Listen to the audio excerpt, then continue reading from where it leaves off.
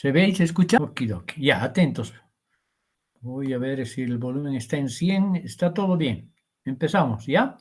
Concéntrense. Yo no voy a hablar. Va a hablar el doctor Edwin Flores Rufino. Vías urinarias bajas comprenden las diferentes enfermedades que afectan desde la pelvis renal hasta la uretra, tanto en hombres como en mujeres.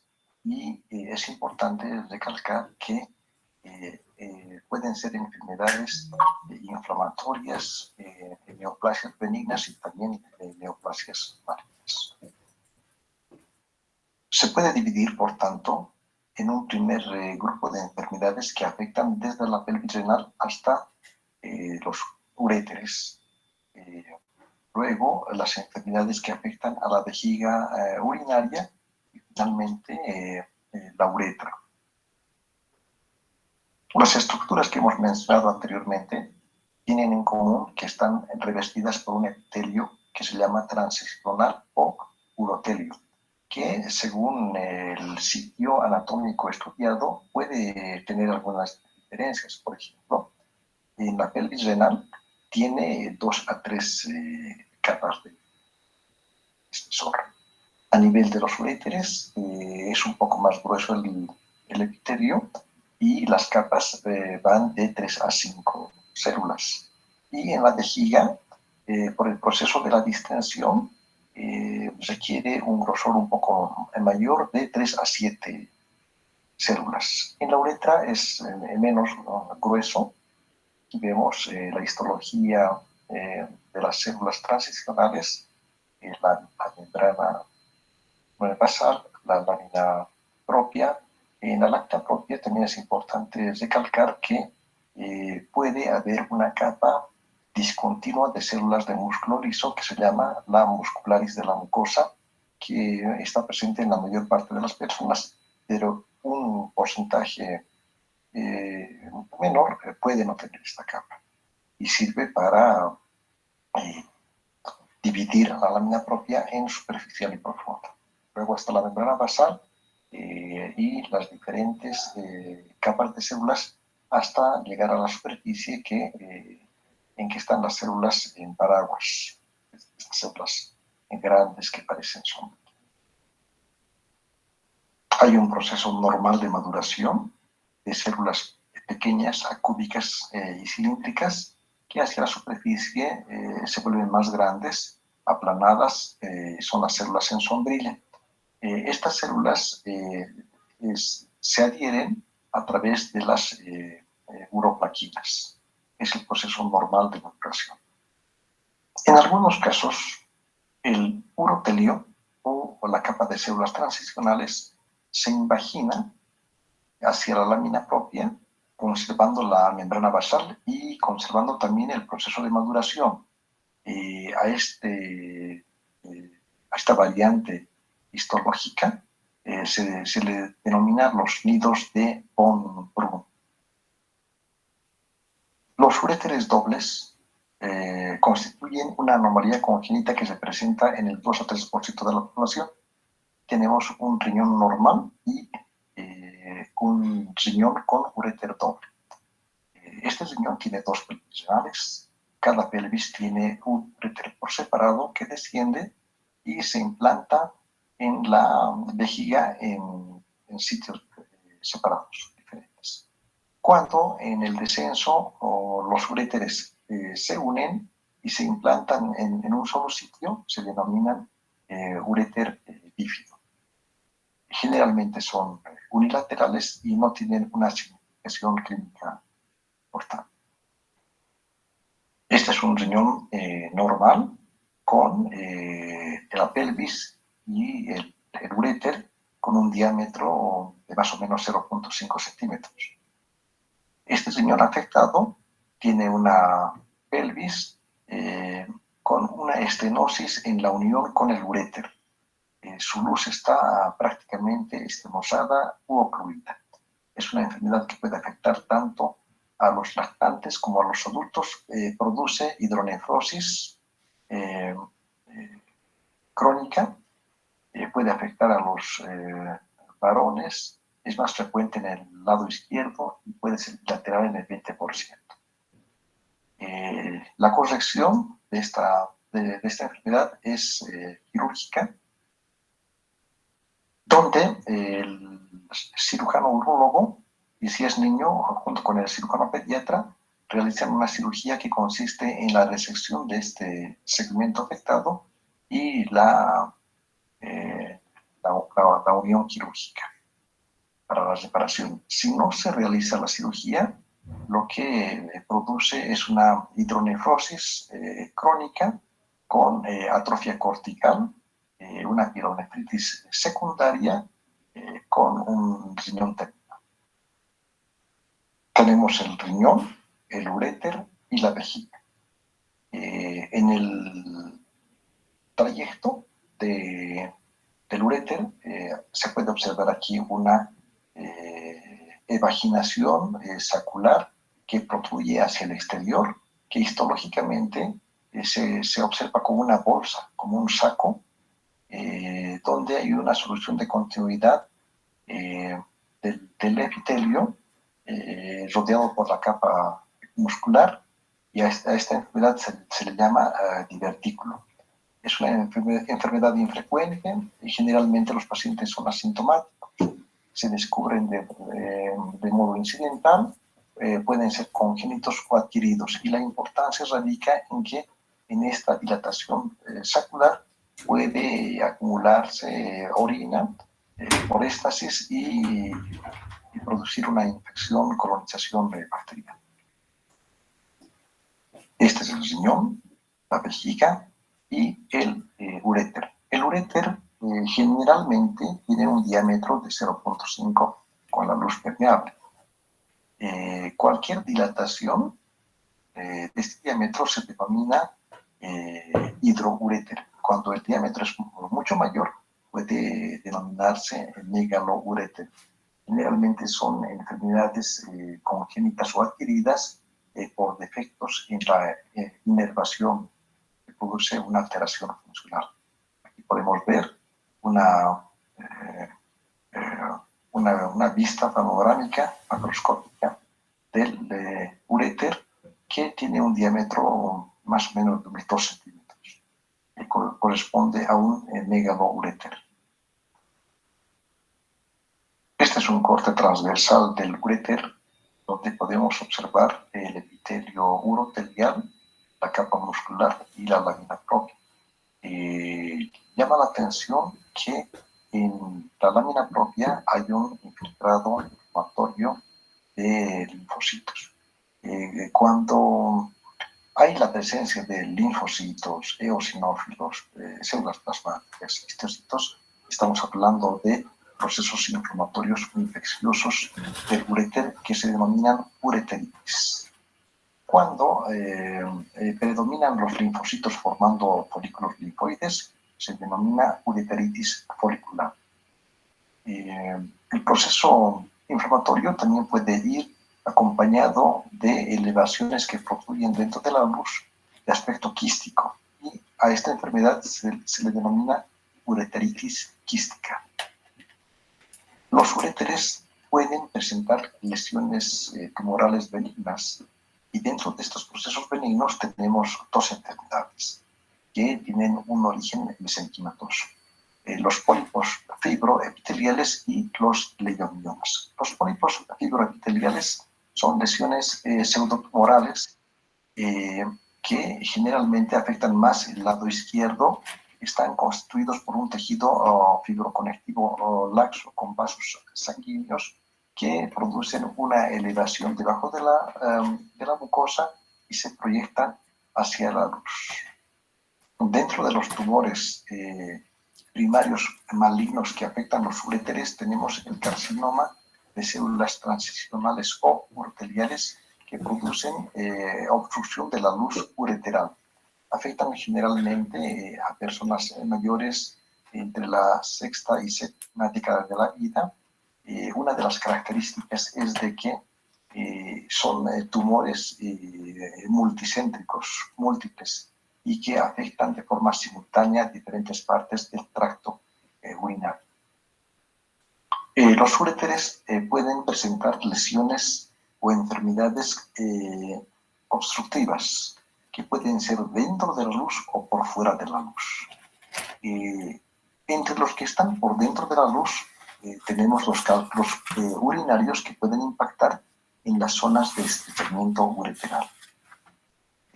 Las estenosis, que pueden ser congénitas y adquiridas. Y ya habíamos mencionado, por ejemplo, la estenosis de la unión uretero-pélvica, donde hay un incremento del tejido fibroconectivo o de las fibras de músculo liso que producen la estenosis. También los procesos cicatriciales. Y los tumores, como el carcinoma de células transicionales, crecen dentro de la luz y obstruyen. Alteraciones neurogénicas que produzcan una interrupción de las vías neurales también son lesiones obstructivas.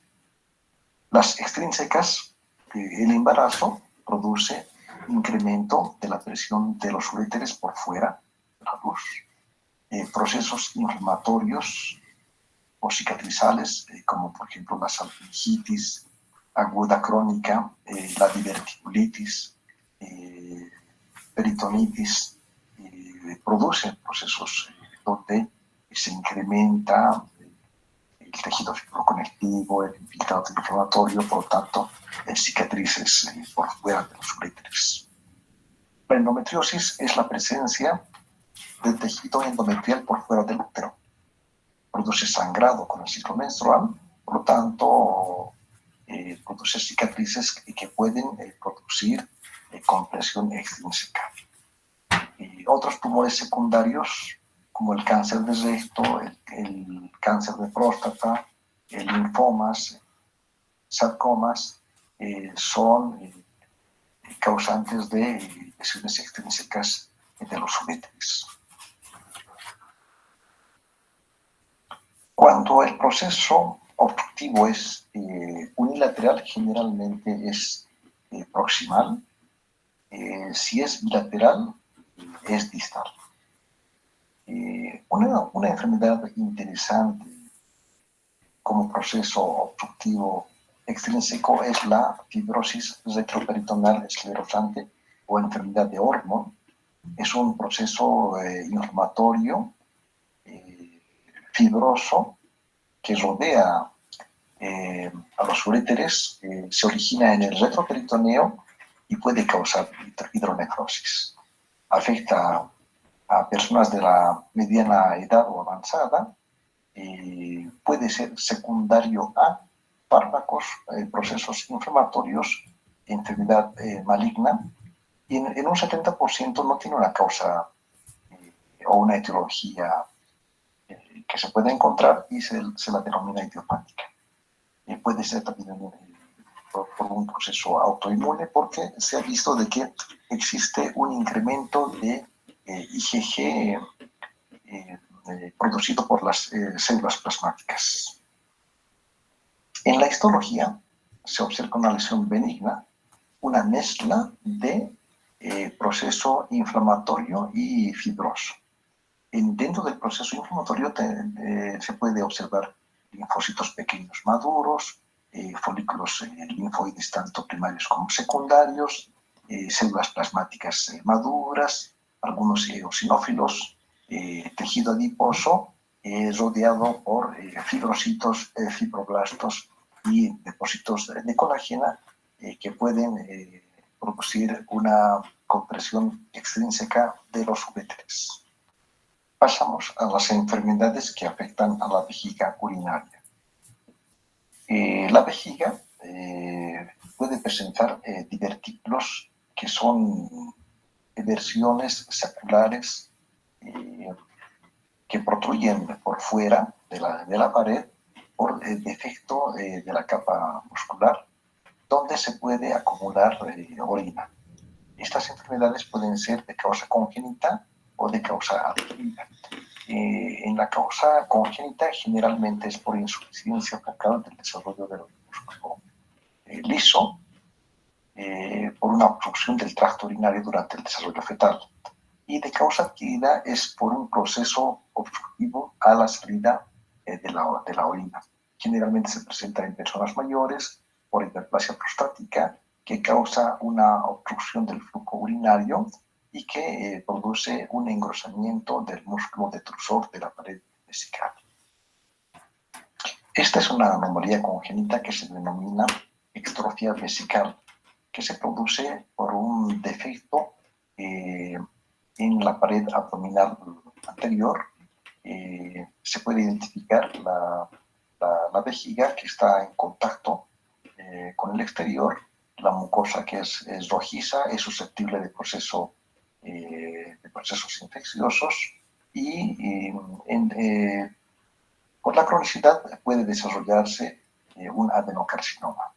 La corrección de este caso generalmente es por cirugía pediátrica y urología para corregir el defecto de la pared abdominal anterior y de la pared de la vejiga.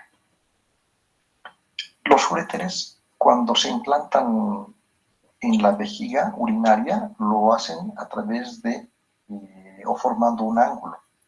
Ese ángulo oblicuo generalmente sirve para que la presión de la orina ejerza un mecanismo de válvula antirreflujo.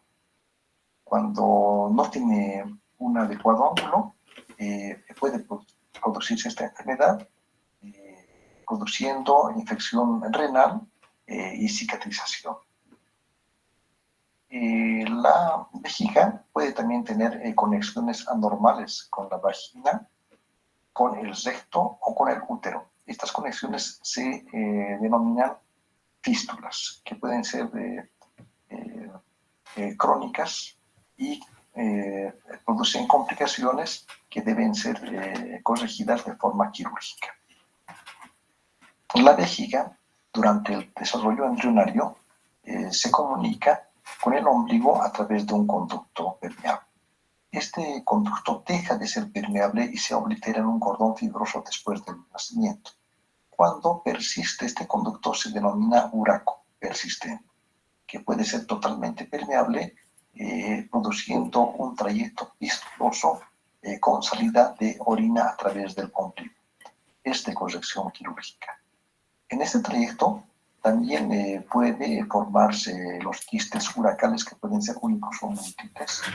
Y cuando existe un proceso inflamatorio o infeccioso crónico, pueden surgir carcinomas o adenocarcinomas a partir de los quistes uracales. La vejiga urinaria puede ser afectada por procesos inflamatorios que se denominan cistitis aguda y crónica. Las mujeres son más propensas a ser afectadas que los hombres por la uretra corta. Y a mayor edad, ambos sexos son afectados. ¿Cuáles son los factores predisponentes? Los cálculos urinarios, que pueden producir una lesión mecánica, la obstrucción urinaria, por ejemplo, en los hombres, por la hiperplasia prostática, la diabetes mellitus, que lo que hace más susceptibles a los pacientes para la infección por Candida albicans y infecciones bacterianas, la instrumentación, como por ejemplo la colocación de una sonda Foley o la cistoscopía, predisponen a procesos infecciosos, deficiencias inmunitarias, quimioterapias y radioterapia también puede producir cistitis por radiación. ¿Qué bacterias son más frecuentes? Escherichia coli, Proteus, Klebsiella, Enterobacter. La cistitis por tuberculosis es frecuente y se presenta cuando se trata el carcinoma urotelial por instilación con BCG. En los pacientes diabéticos, Candida albicans, Cryptococcus, Clamidia, Mycoplasma. En la morfología, la mucosa urinaria se observa con un componente hemorrágico que le da un color rojizo, y se denominará cistitis hemorrágica cuando predomina el componente hemorrágico. Cuando predomina el componente exudativo-supurativo se denomina cistitis supurativa. Y si hay grandes áreas de solución de continuidad en toda la mucosa, se denomina cistitis ulcerativa. En la morfología, la superficie de la mucosa es roja, friable, granular, con soluciones de continuidad que se extienden a la capa muscular propia y por el proceso cicatrizal se acumula fibrocitos, fibroblastos con colágena que produce pérdida de la elasticidad de la pared vesical. A esta entidad se denomina cistitis crónica.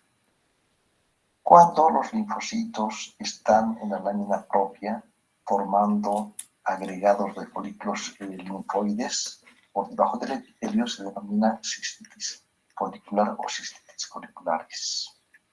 Y cuando predominan los eosinófilos junto con fibrosis células gigantes, se denomina cistitis eosinofílica. Este es un corte histológico donde podemos ver la vejiga urinaria con el epitelio, la lámina propia, la capa muscular y este agregado de linfocitos que forman un folículo linfoide secundario con centros criminales y con maduración hacia la periferia, se denomina una cistitis folicular. Otro corte histológico donde podemos ver un proceso inflamatorio con abundante cantidad de eosinófilos que tienen un núcleo bilobulado y un citoplasma granular eosinófilo, y mezclado con algunas células gigantes multinucleadas y unos focos de necrosis. Este es un ejemplo de una cistitis eosinofílica. Dentro de las formas especiales de cistitis tenemos la cistitis intersticial o úlcera de Hunel, que es una enfermedad que produce dolor, afecta a mujeres y se asocia a inflamación con fibrosis de la pared vesical. Tiene dos etapas, una fase temprana y una fase tardía. En la fase temprana hay hemorragia en la submucosa con la presencia de gran cantidad de mastocitos. Los mastocitos apoyan el diagnóstico histológico. Y en la fase tardía hay soluciones de continuidad con presencia de células inflamatorias, tejido de granulación y también la presencia de mastocitos. La malacoplaquia es una reacción inflamatoria vesical que se caracteriza por presentar placas blandas, amarillentas, ligeramente elevadas.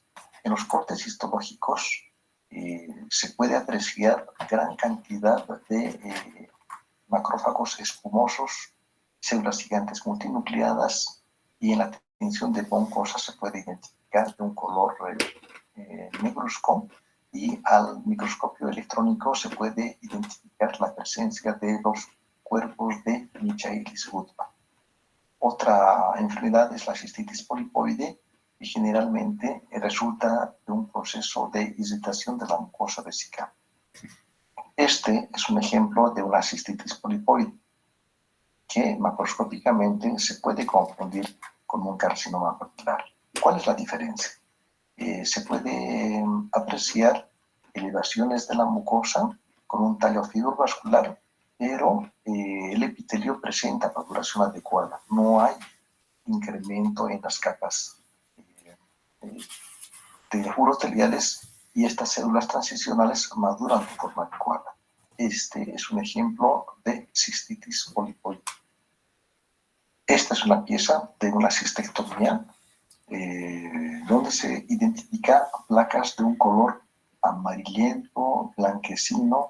Se puede observar que hay un incremento del grosor de la mucosa.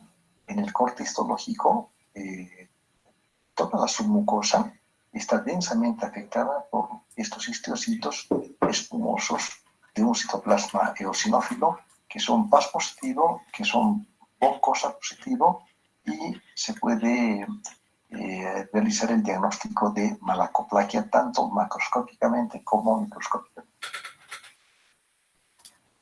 Las lesiones metaplásicas son procesos inflamatorios donde el revestimiento urotelial es reemplazado por otro tipo de epitelio. Puede ser reemplazado por un epitelio glandular, puede ser reemplazado por un epitelio escamoso o puede ser reemplazado por un epitelio de tipo nefrogénico. En la primera tenemos la cistitis glandular o cistitis glandular quística, donde el epitelio transicional se invagina hacia la lámina propia y se transforma en espacios quísticos revestidos por células cilíndricas acúbicas glandulares. La metaplasia escamosa generalmente se produce por un proceso inflamatorio crónico donde el urotelio se transforma o se reemplaza por un epitelio escamoso. Y la metaplasia nefrogénica es interesante. Con la orina también se produce una colonización de células tubulares en sitios donde exista soluciones de continuidad de la vejiga. Por lo tanto, las células tubulares producen una repoblación de la mucosa ulcerada vesical, produciendo células tubulares viables. A esta entidad se denomina metaplasia nefrogénica.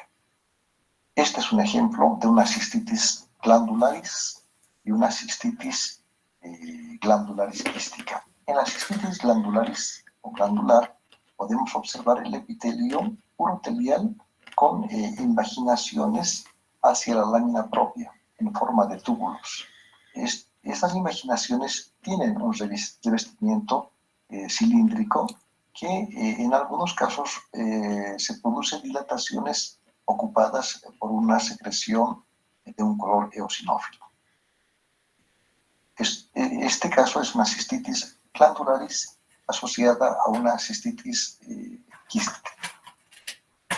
Este es un corte histológico del trígono, porque en el trígono puede haber epitelio escamoso no queratinizante de forma normal.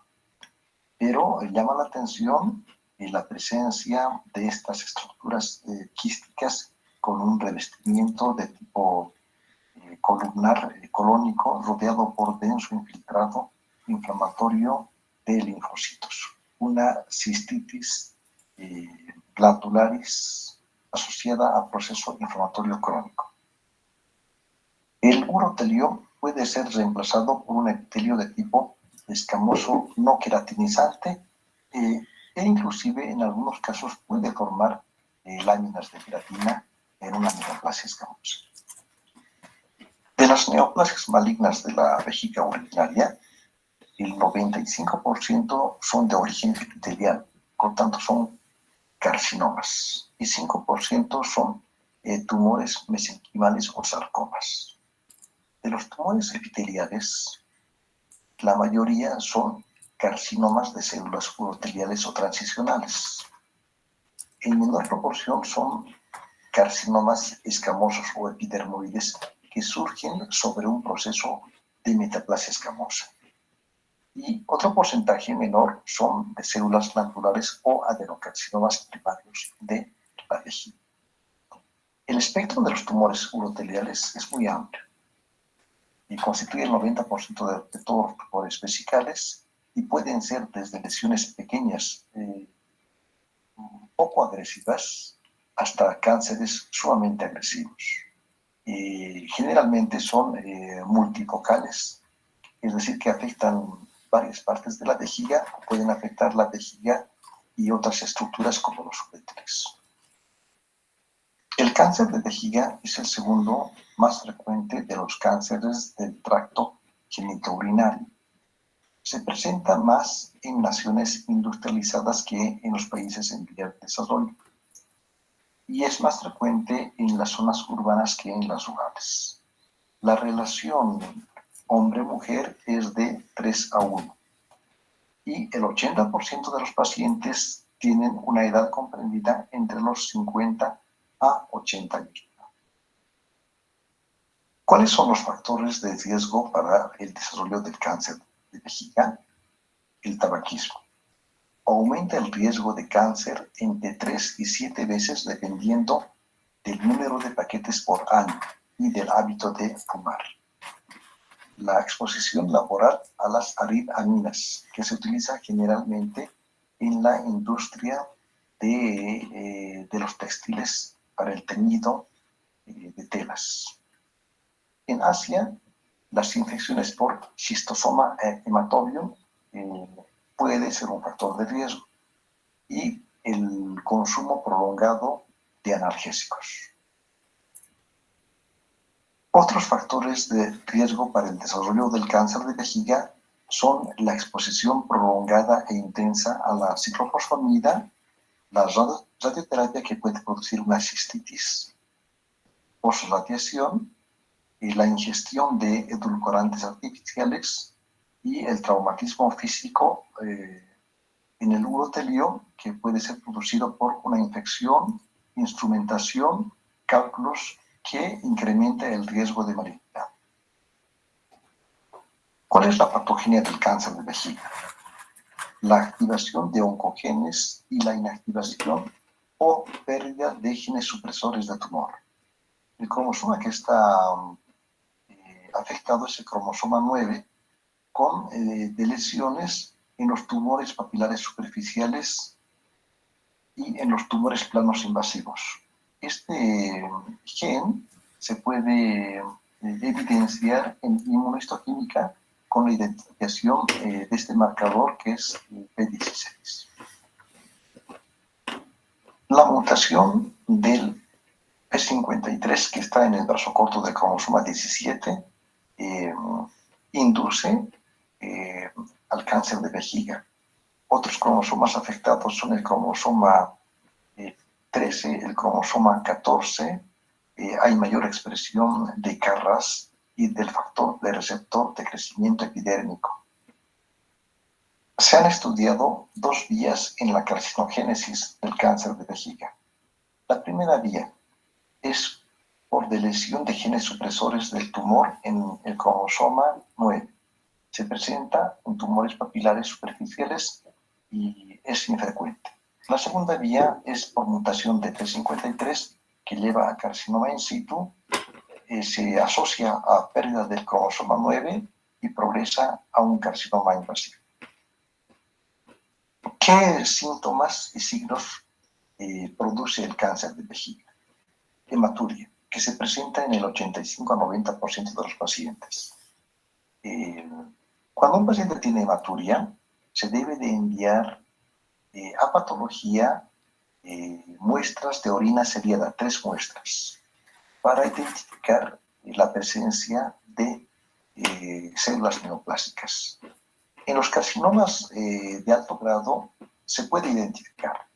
Sin embargo, en los carcinomas de bajo grado es muy difícil reconocer las células tumorales. El paciente puede presentar polaquiuria, disuria y en la enfermedad avanzada dolor óseo, dolor en el costado. ¿Qué signos puede presentar? En tumores grandes o invasivos, engrosamiento de la pared vesical, hepatomegalia, linfadenopatía supraclavicular, linfedema.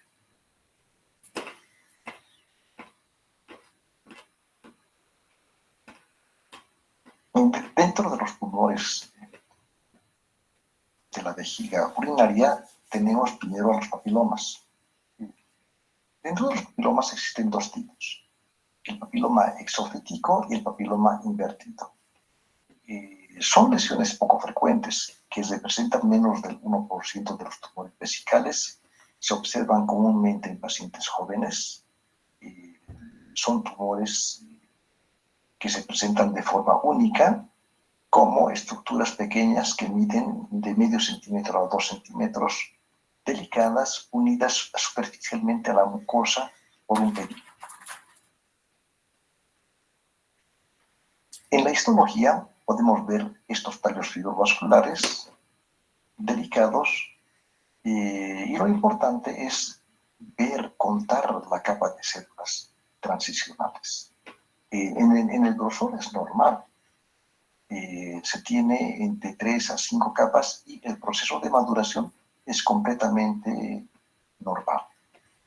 A diferencia de un carcinoma. Este también es un papiloma, pero es un papiloma que no crece hacia la superficie, sino crece hacia el interior de la lámina propia. Podemos ver que estas células son células transicionales, pero maduran. Tienen 3 a 5 capas de células y la membrana basal está conservada. Es un papiloma invertido. Una lesión interesante que está a medio camino entre un papiloma urotelial benigno y un carcinoma papilar de bajo grado es la neoplasia urotelial papilar de bajo potencial de malignidad, que tiene características histológicas semejantes a un papiloma. ¿Cuál es la diferencia? El urotelio tiene mayor grosor, tiene un poco más de agrandamiento de los núcleos y puede presentar figuras mitóticas escasas. En la cistoscopía, esta neoplasia puede ser indistinguible de un carcinoma papilar de bajo grado.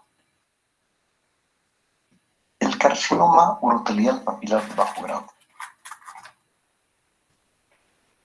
se caracteriza por un crecimiento elevado, ordenado, tanto en su arquitectura como en su citología.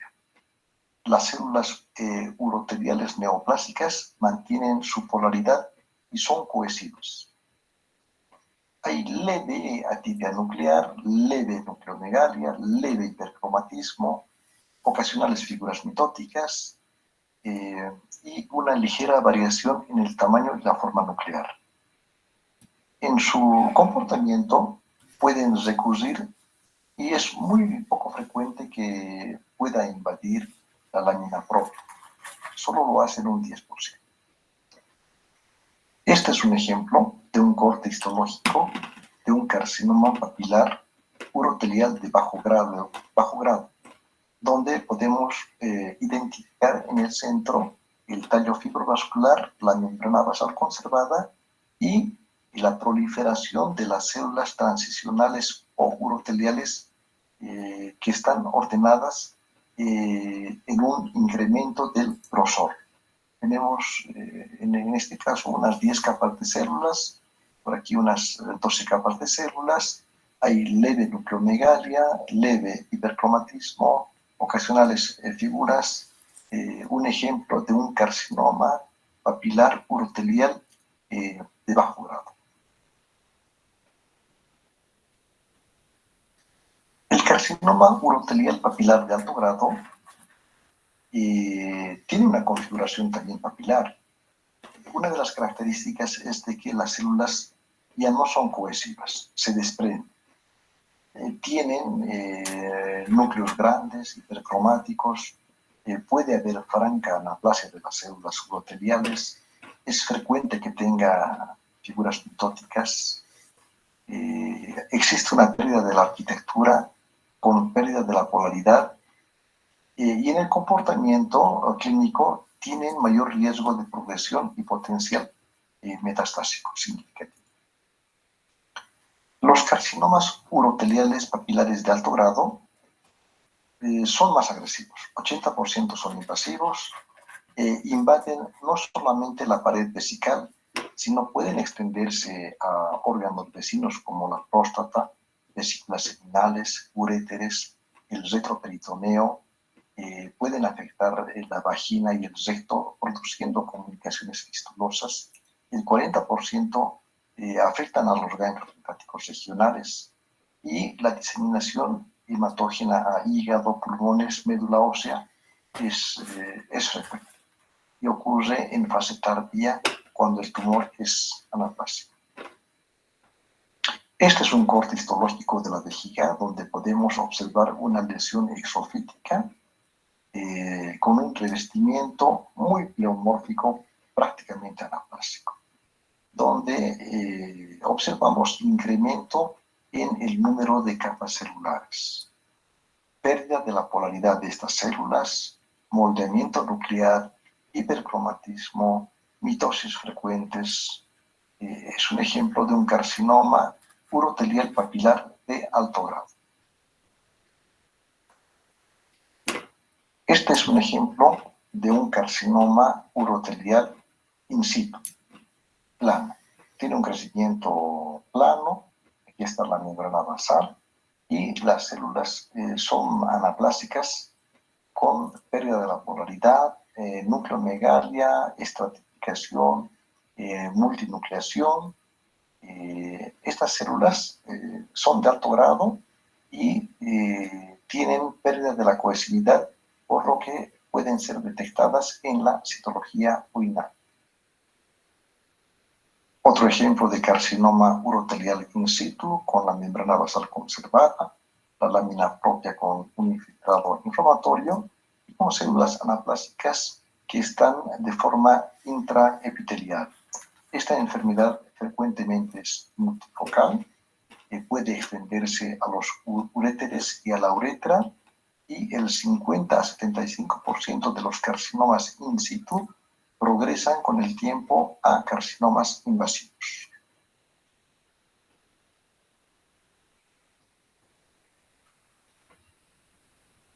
Otros tipos de carcinomas de la vejiga son los carcinomas de células escamosas, que surgen sobre procesos de metaplasia escamosa. Representan el 3 al 7% de los cánceres en Estados Unidos. En países asiáticos se asocia con cistosomiasis urinaria, con irritación o infección crónica de la vejiga. Puede haber formas mixtas donde se combina carcinoma urotelial con carcinoma escamoso, y los carcinomas escamosos siempre son de alto grado. En la macroscopía, los carcinomas escamosos o epidermoides se presentan como masas elevadas, invasivas, tienen un grado de diferenciación que varía según la formación de perlas córneas, queratorialina, desmosomas, y puede afectar grandes áreas de la vejiga al momento de su diagnóstico. Son tumores más agresivos y pueden producir infiltración de todo el espesor de la pared. El adenocarcinoma primario de la vejiga se parece o es muy idéntico al adenocarcinoma que se observa en el tracto gastrointestinal. Se origina en vestigios del uraco en asociación a metaplasia de tipo intestinal con displasia. Puede originarse cerca del uraco o en la cúpula o en la pared anterior.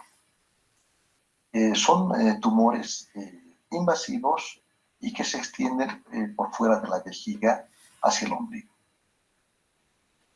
Este es un corte histológico donde podemos evidenciar una lesión elevada con formación de estructuras tubulares y glandulares revestidas por un epitelio cilíndrico pleomórfico, un adenocarcinoma primario de la vejiga. Los tumores mesenquimatosos pueden ser benignos o pueden ser malignos. Entre los benignos tenemos el leiomioma, que se origina de la capa muscular lisa. Crecen como masas aisladas intramurales, encapsuladas, de bordes bien circunscritos, que pueden tener varios centímetros, y crecen hacia la luz de la vejiga. La contraparte maligna son los sarcomas, que tienden a producir grandes masas que varían de 10 a 15 centímetros de diámetro, protruyen hacia la luz de la vejiga y pueden invadir todo el espesor de la pared y extenderse hacia órganos vecinos. Los tumores secundarios llegan a la vejiga de órganos adyacentes. Por ejemplo, Un cáncer de cuello uterino en etapa avanzada puede afectar la vejiga urinaria. Un cáncer, un carcinoma endometrioide también puede afectar la vejiga. Un carcinoma de próstata y un cáncer de recto pueden, por extensión, infiltrar la vejiga. ¿Qué producen? Hemorragia, obstrucción ureteral y fístulas vésico-vaginales, que son secuelas comunes en estas enfermedades.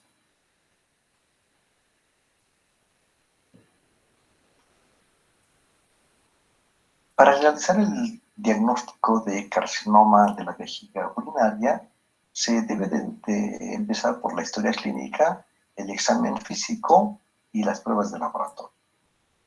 Es importante el papel de la endoscopía, que se denomina cistoscopía, donde el urólogo realiza una valoración de la mucosa y toma biopsias tanto del tumor como de otros sitios sospechosos.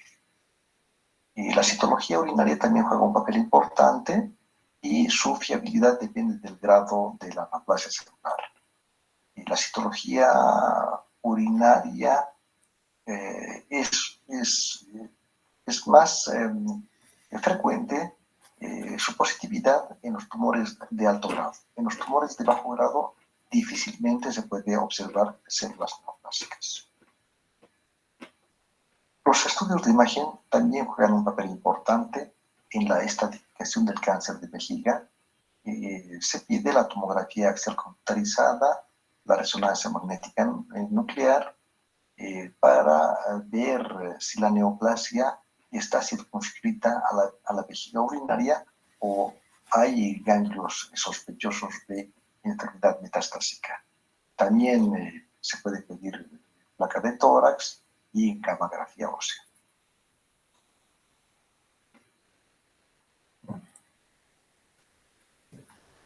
Obstrucción de la mucosa vesical. En los hombres es más frecuente la obstrucción por una hiperplasia prostática benigna. En las mujeres por un cistocele vesical. Otras causas menos frecuentes son por estenosis congénita de la uretra, procesos inflamatorios de la uretra que produzcan estenosis, la fibrosis inflamatoria de la pared de la vejiga, tumores vesicales, invasión secundaria del cuello de la vejiga por tumores de otros órganos adyacentes, causas mecánicas y causas neurológicas. En la morfología de la obstrucción vesical, ¿qué es lo que se puede observar? Engrosamiento de todo el espesor de la pared. El revestimiento mucoso es normal, pero el espesor está engrosado por hipertrofia progresiva de la capa muscular lisa. Los fascículos musculares individuales están engrosados. Se produce una trabeculación de la pared vesical que puede formar con el tiempo criptas y divertículos. Con el tiempo la vejiga se dilata.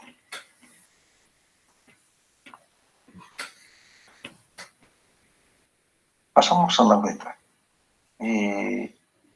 Las inflamaciones en la uretra se denominan uretritis. La uretritis puede ser gonocócica y no gonocócica. Cuando es gonocócica es una enfermedad bénica. No gonocócica es producida por bacterias como Escherichia coli, Clamidia trachomatis, uretplasma. En las mujeres produce cistitis, en los hombres produce prostatitis. En ambos produce dolor local, prurito y polaquiuria, y cambios morfológicos típicos de la inflamación de la uretra. Un ejemplo de una uretritis en una mujer con una secreción purulenta no gonocócica. Un ejemplo de una uretritis en un hombre con secreción purulenta de causa gonocócica. La uretra también puede presentar lesiones tumorales y pseudotumorales. Dentro de los procesos benignos tenemos la cavícula uretral, que es una proliferación de vasos capilares con revestimiento endotelial plano, rodeado por un proceso inflamatorio, fibrocitos y fibroblastos. El papiloma de células escamosas también es una lesión benigna donde existe una proliferación del epitelio con maduración y es una lesión benigna.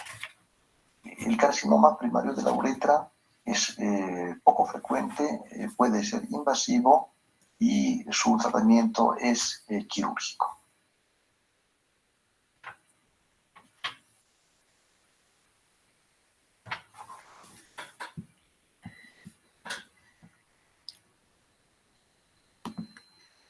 Ok, muchachos, esa ha sido una revisión exhaustiva y llena de detalles de la patología de las vías urinarias inferiores, que está dentro del capítulo de aparato reproductor masculino y que por lo tanto no entra todavía en este segundo examen parcial que tenemos mañana.